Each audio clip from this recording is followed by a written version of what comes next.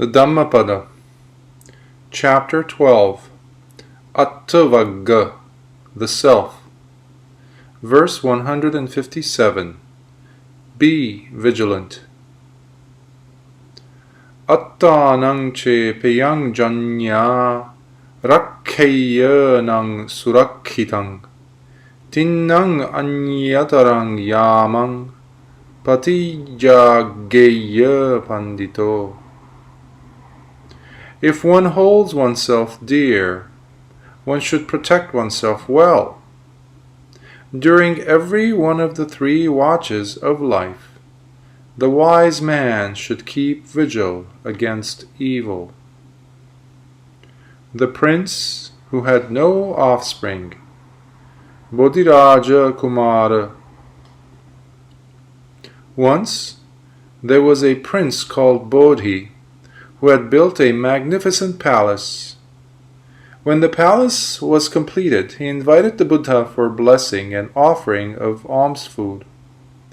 For this special occasion, he perfumed the palace with scents and incense. As the prince had no children, he spread out a long piece of cloth on the floor of the dining hall, and made a solemn wish that if ever his wife was to be blessed with children, the Buddha would step on the cloth. When the Buddha came, Prince Bodhi respectfully requested him to enter the hall. But instead of moving, he only looked at Ananda, who understood him and asked Prince Bodhi to have the white cloth removed. Only then did the Buddha enter the palace. The prince then offered the food to the enlightened one. After the meal, the prince asked why he had not stepped on the white cloth. The Buddha in turn asked the prince whether he had not spread the cloth, making a solemn wish that if he were to be blessed with a child, the enlightened one would step on it. And the prince replied in the affirmative. The Buddha then explained that he and his wife would not be able to have any children because of their past bad deeds, and related what they had done.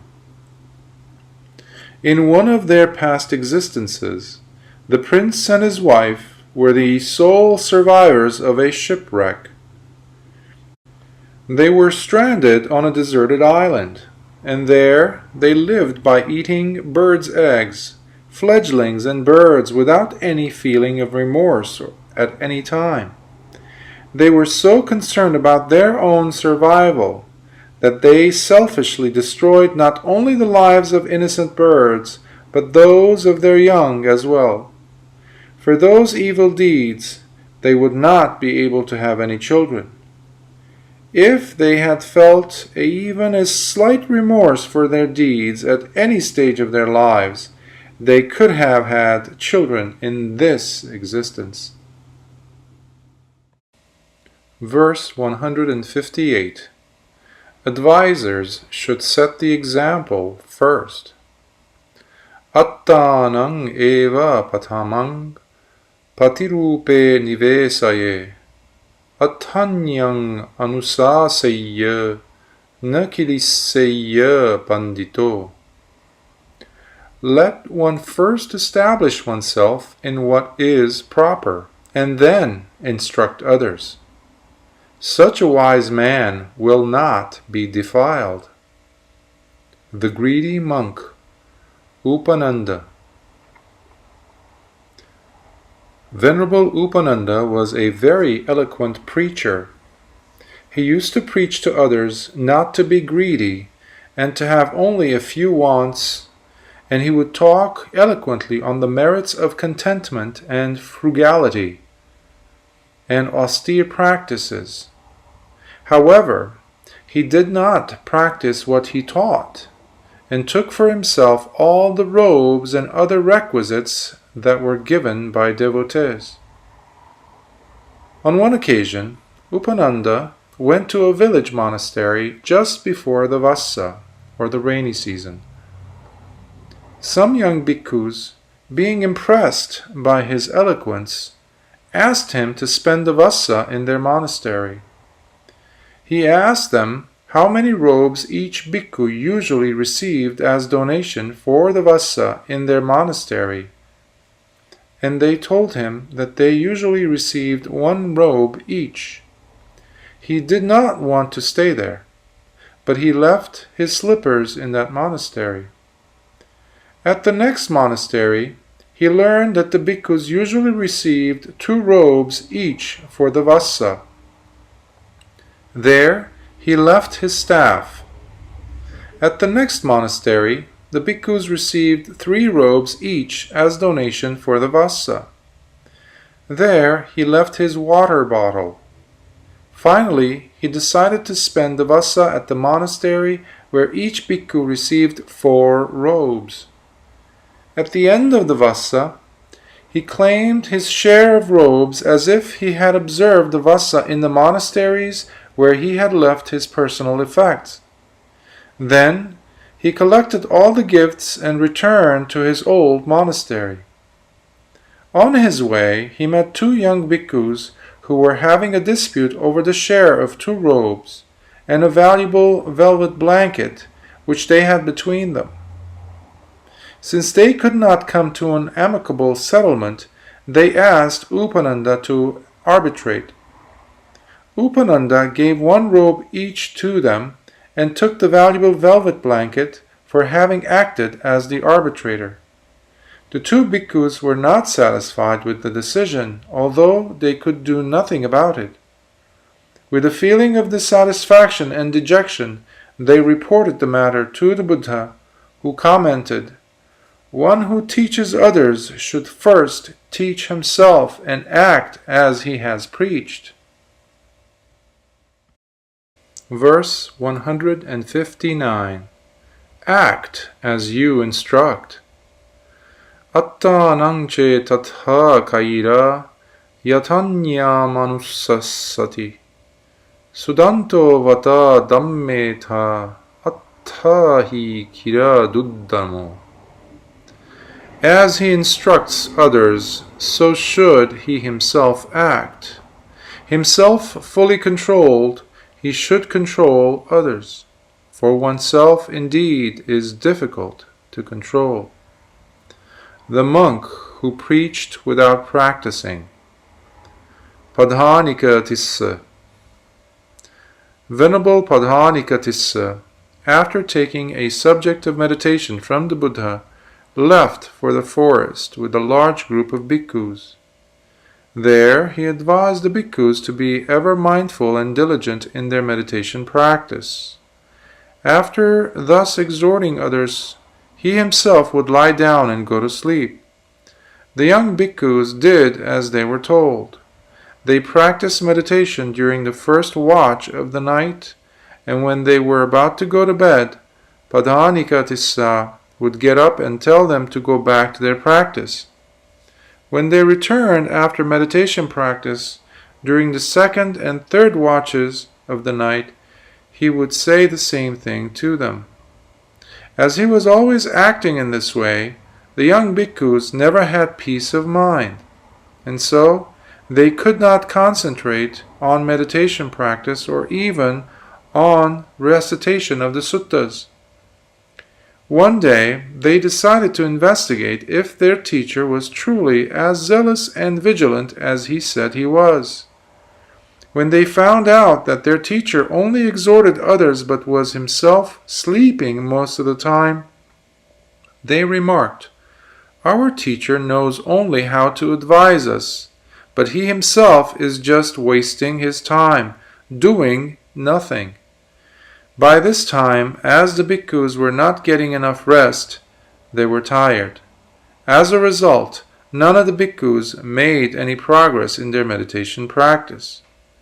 At the end of the vassa, they returned to the Jetavana monastery, and they reported the matter to the Buddha, who said, "Bhikkhus, one who wants to teach others should first teach himself and conduct himself properly." Verse 160. Self is one's refuge. Atta hi attano natho, ko hi natho parosya, attanava sudantena, natham labhati dullabham. Oneself is one's own protector and refuge. What other protector or refuge can there be? With oneself fully controlled, one obtains a protection and a refuge which is hard to gain. The son of a bhikkhuni, Kumara Kassapa. Once, a young married woman, having received permission from her husband, became a bhikkhuni. She joined the bhikkhunis who were the pupils of Devadatta. This young woman was already pregnant when she became a bhikkhuni, but she was not aware of that. But in due course, the pregnancy became obvious and the other bhikkhunis took her to their teacher, Devadatta, who told her to go back to the household life. She then said to the other bhikkhunis, I had not intended to become a bhikkhuni under your teacher Devadatta. I have come here by mistake. Please take me to the Jetavana monastery where the Buddha lives. Thus she came to the Buddha. The master knew that she was pregnant before she became a bhikkhuni and was therefore innocent, but he did not want to handle the case. The Buddha sent for King Pasenadi of Kosala, Anathapindika, and Visakha, the famous lay devotees of the Buddha. Then he told Venerable Upali, the master of Vinaya or the rules of conduct, to settle the case in public. Lady Visakha examined the young bhikkhuni and reported to Upali that she had already been pregnant when she became a bhikkhuni. Upali then declared to the audience that the nun had not violated her morality or sila. In due course, she gave birth to a son. King Pasenadi adopted the boy, who was named Kumara Kassapa. When the boy was 7 years old, and on learning that his mother was a bhikkhuni, he also became a novice monk. When he came of age, he was admitted to the order as a bhikkhu. One day he took a subject of meditation from the Buddha and went to the forest. There he practiced meditation ardently and diligently, and within a short time attained arahanthood. However, he continued to live in the forest for 12 more years. Thus, his mother had not seen him for 12 years, and she longed to see her son very much. One day, on seeing him, the mother bhikkhuni ran after her son weeping and calling out his name. Seeing his mother, Kumara Kassapa thought that if he were to speak pleasantly to his mother, she would still be attached to him.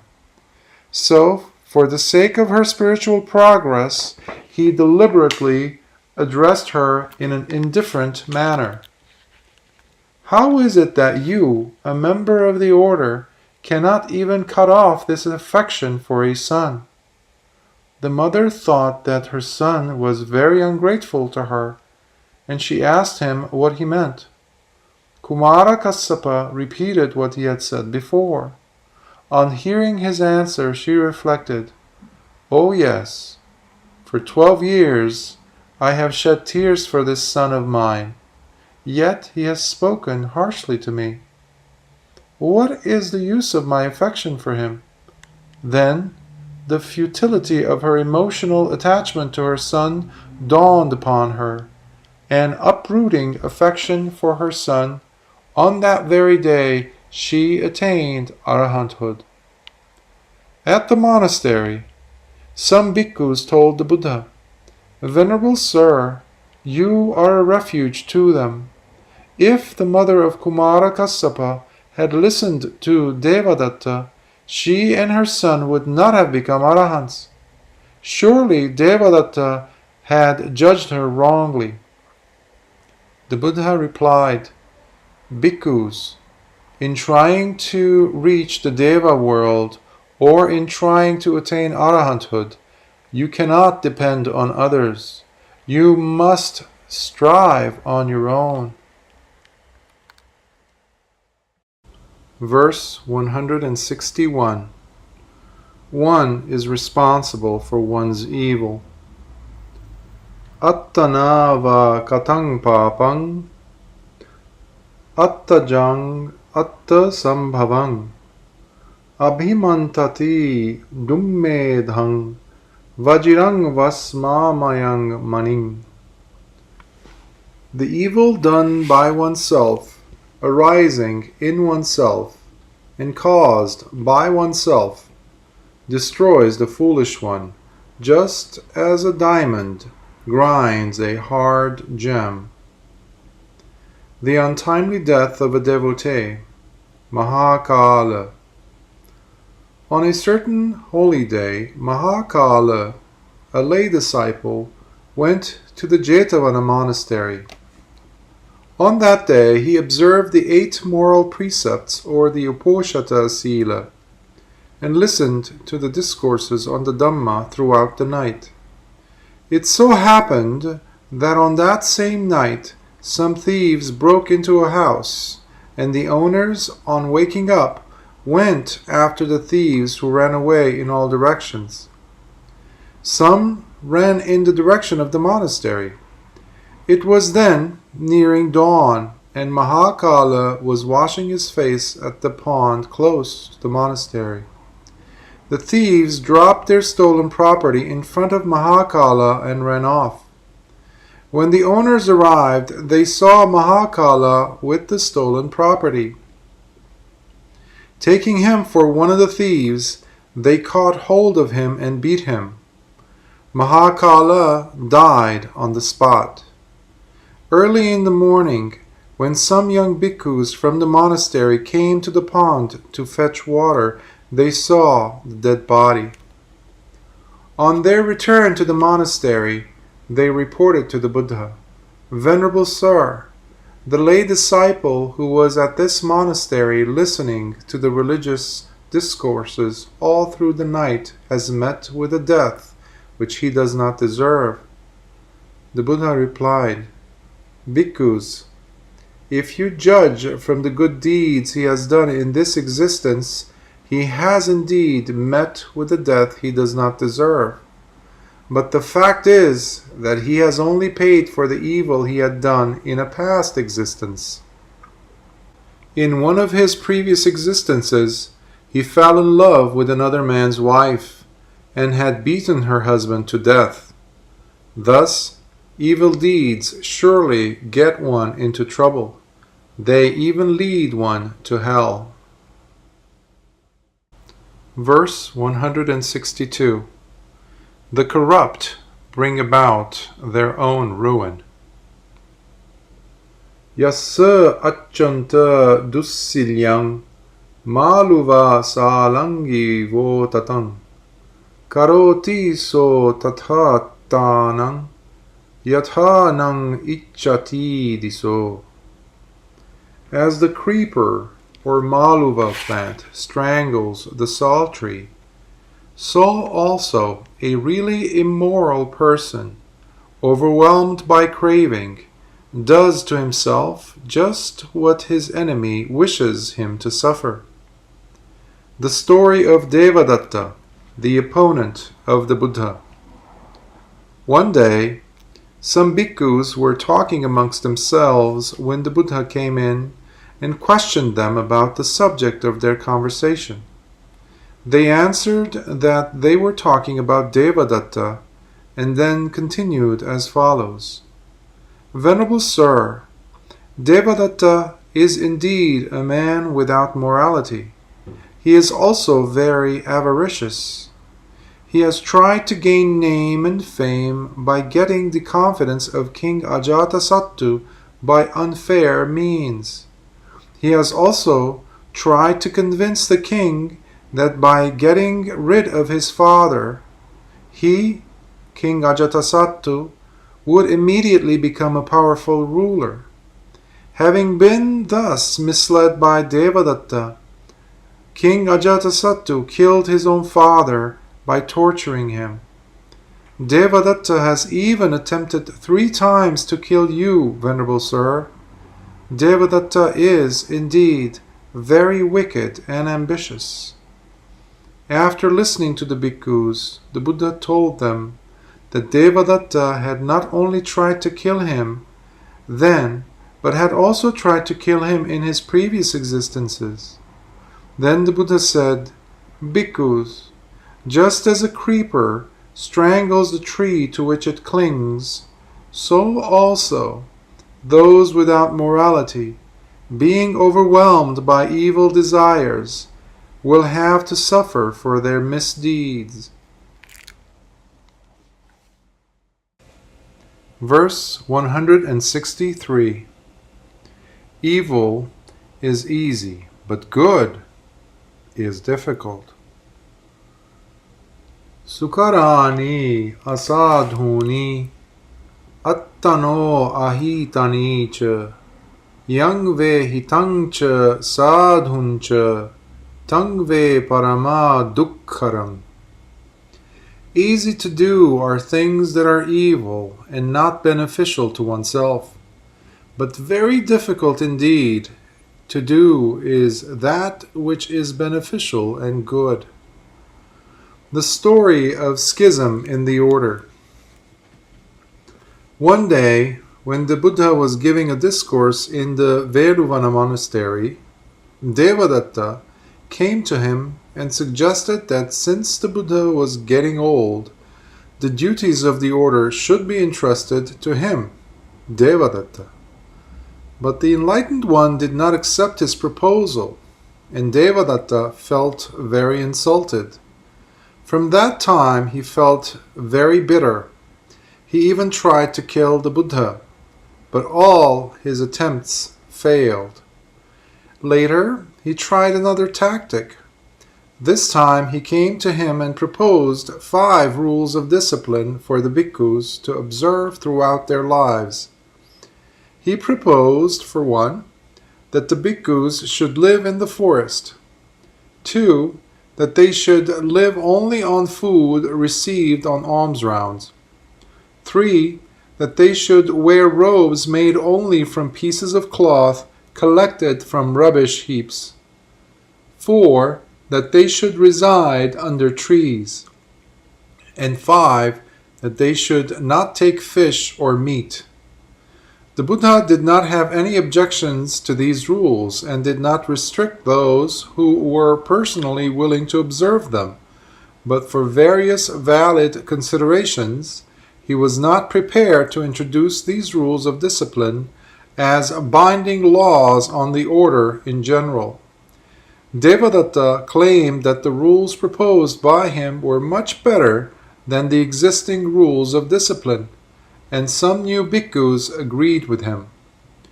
One day, on being questioned by the enlightened one, Devadatta admitted that he was trying to create a schism in the order.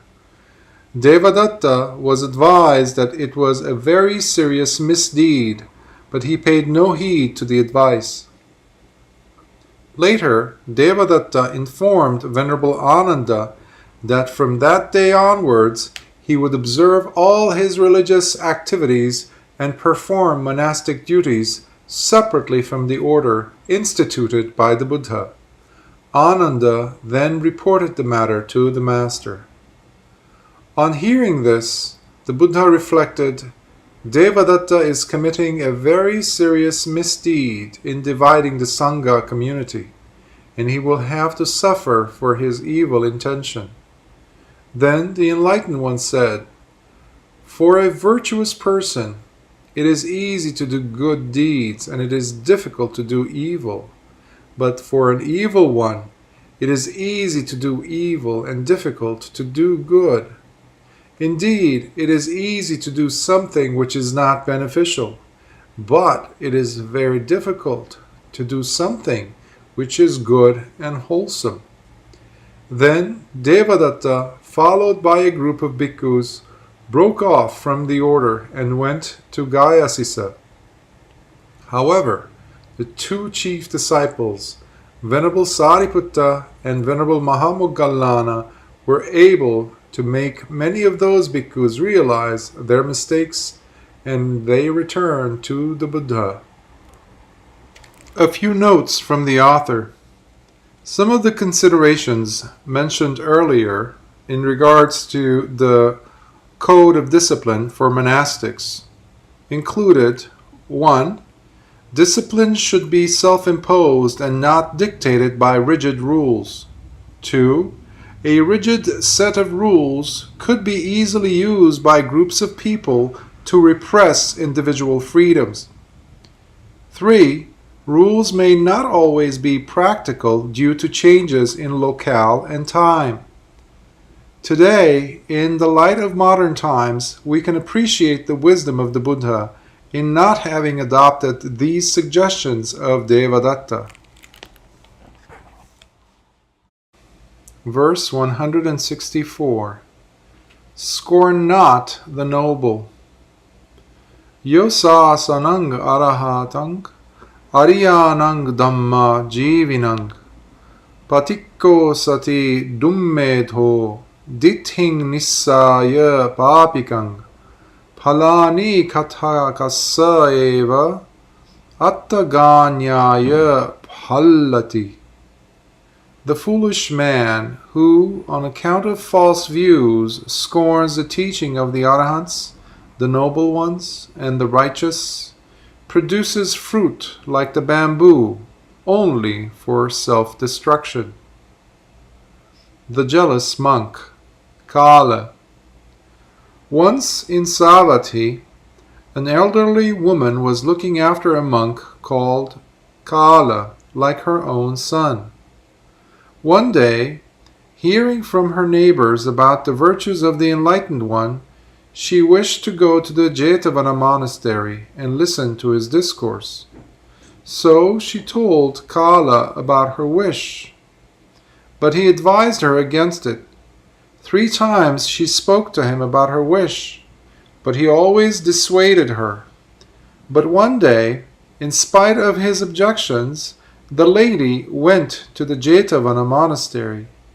When the monk came to know that she had left for the monastery, he reflected selfishly, "If she hears the Dhamma from the Master, she will have no more use for me." He hurried to the monastery and found her listening to the discourse given by the Buddha. He approached him respectfully and said, "Venerable Sir, this woman is very dull. She will not be able to understand the sublime Dhamma. Please teach her only about charity and morality." The Buddha knew that Kala was talking out of spite and with an ulterior motive, so he admonished him, "Because of your foolishness and wrong view, you have abused my teaching. You are only destroying yourself." Verse 165. Purity and impurity depend on oneself. Attana va katang papang attana sanghilissati attana akatang papang attana va visujjati suddhi asuddhi pacchatang jnano anam visodhaye. By oneself indeed is evil done. By oneself is one defiled. By oneself is evil left undone. By oneself indeed is one purified. Purity and impurity depend on oneself. No one purifies another. A devotee protected by courtesans. Chulakala. One day, a devotee called Chulakala observed the 8 precepts and spent the night at the Jetavana monastery, listening to religious discourses all through the night. Early in the morning, as he was returning home, he saw a group of angry people chasing some thieves who had stolen some valuables and money from them. In their haste to get away, the thieves threw down the stolen loot in front of Chulakala. Blinded by their anger, the people mistook him for the thief, caught hold of him, and started to beat him up. Fortunately, some courtesans who were on their way to fetch water from a nearby river intervened, saying that they knew him and that he was not the thief. Chulakala was let off. When the Buddha was told about it, he said to Chulakala, "You have been let off not only because the courtesans said that you were not the thief, but also because you did not steal and are therefore innocent." Verse 166. Strive for your spiritual welfare. Atta dattang parattena bahunapi na hapaye. Atta dattang abhinyaya sadatta pasutosya. The story of a diligent monk, Atta Datta. When the Buddha declared that he would attain parinibbana in 4 months' time, many bhikkhus, in fact those who had not yet gained arahanthood, were sad and did not know what to do. So they kept close to him. A monk named Atta Datta, however, did not go to see him, and having resolved to attain arahanthood during the lifetime of the Buddha, was striving hard in meditation practice. Other bhikkhus, not understanding him correctly, took him to the Enlightened One and said, "Venerable Sir, this bhikkhu does not love and revere you as we do. He is egotistical and keeps to himself."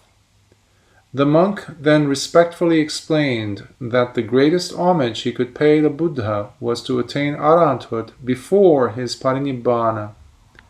In applauding the monk, the Buddha told the bhikkhus, "Those who love and revere me should act like Atta Datta.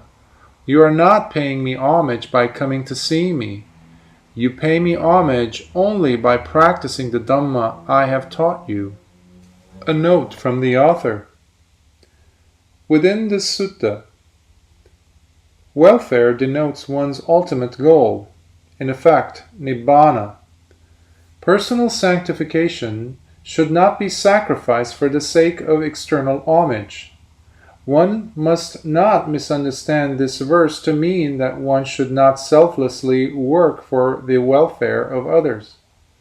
Selfless service is highly commended by the Buddha.